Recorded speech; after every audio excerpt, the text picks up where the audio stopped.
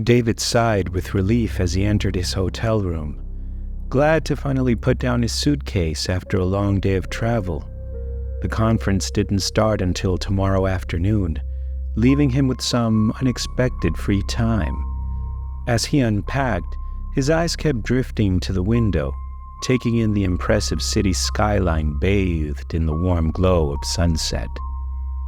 A quick shower later, David decided to check out the hotel's pool. The concierge had mentioned it was on one of the upper floors, though he couldn't remember which. Grabbing a towel, he headed for the elevators. The top floor button didn't work, so David hit the next highest number. He wandered the hallway, searching for signs of the pool, but found nothing. Frowning, he took the stairs up one more level. The stairwell door opened onto the roof. A gust of cool evening air hit his face as he stepped out, momentarily confused. He was about to turn back when he noticed something peculiar. A shimmering expanse of water stretched out before him, taking up most of the rooftop. David blinked, unsure if his eyes were playing tricks on him. The pool shouldn't be here, should it? And yet, there it was, eerily still and reflecting the darkening sky above. No other guests were around, which struck him as odd for such a beautiful evening. Hesitantly, he approached the pool's edge. The water was crystal clear, invitingly cool in the warm night air. David dipped a toe in, finding the temperature perfect, and before he knew it, he had stripped down to his swim trunks and was easing himself into the water. As he swam a few leisurely laps, David couldn't shake an unsettling feeling. The city's sounds seemed muffled up here, creating an unnatural silence. And was it his imagination?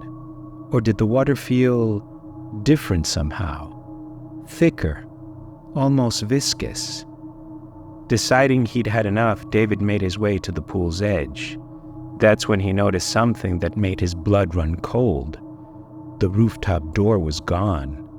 Where it had been was now just a blank expanse of wall. Panic rising, he pulled himself out of the pool, water sliding off his skin in strange, syrupy rivulets. David spun around, searching desperately for an exit, but found only an unbroken perimeter of waist-high walls surrounding the roof. The sky above had turned an inky black, devoid of stars. As David stood there, shivering despite the warm air, he became aware of a subtle shift in his surroundings. The cityscape, once vibrant and alive, now seemed flat and artificial, like a painted backdrop. He blinked hard, trying to clear his vision, but the world around him continued to warp. The buildings in the distance began to fade, replaced by an endless, featureless void. The air grew thick, making it difficult to breathe. David stumbled to the edge of the roof, his mind reeling. As he looked down, he saw not the busy street he expected, but an abyss so deep and dark it made him dizzy. He jerked back, heart pounding in his chest.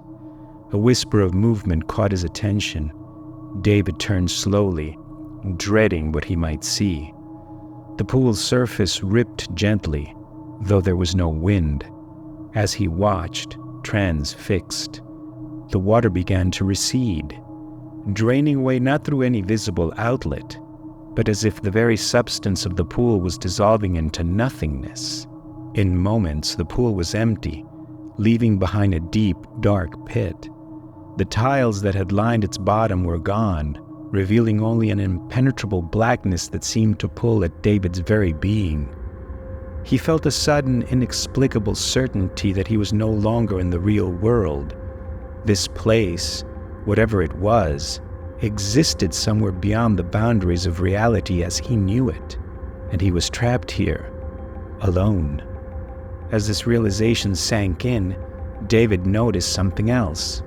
His hand, when he raised it to his face, was becoming transparent. He could see the distorted cityscape through his own flesh. A wave of vertigo washed over him as he felt his very self beginning to unravel. David opened his mouth to scream, but no sound came out. As his consciousness began to fade, one final, terrifying thought flashed through his mind. This was never a hotel at all, and now, neither was he.